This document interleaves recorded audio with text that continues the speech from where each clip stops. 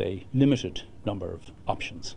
It transpires now that Minister Rielly actually instructed or briefed the group to come up with a limited range of options. In other words, not to be in a position to provide for the exclusion of suicidal ideation. That's the key issue for the future.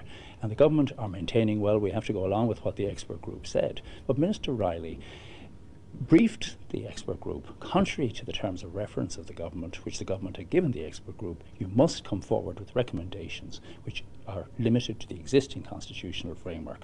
Translated into simple legal language, that means that Minister Rielly instructed the group to come forward with recommendations that would exclude the option of getting rid of suicidal ideation from our law. And from what we heard yesterday from the medical professionals and the psychiatrists, is it a problem in our hospitals? Is it something that doctors are coming up against and that they have a legal grey area? Well, what emerged, I think, from yesterday's hearings was that the medical situation is absolutely fine. Doctors do not hold back from giving necessary medical treatment from others. They do their very best from others. Net effect is magnificent health outcomes.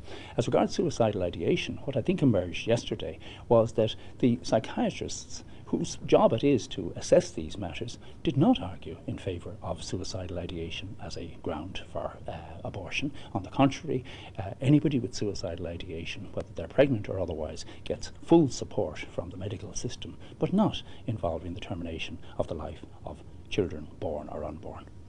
Do you think a referendum might be what's needed at this stage then?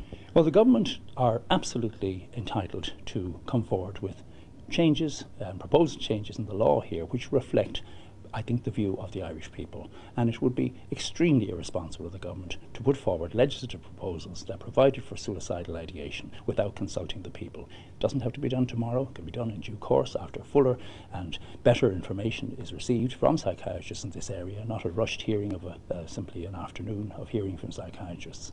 But ultimately, the people have to decide whether suicidal ideation should be a ground for abortion in this country or not. Psychiatrists have told us they do not need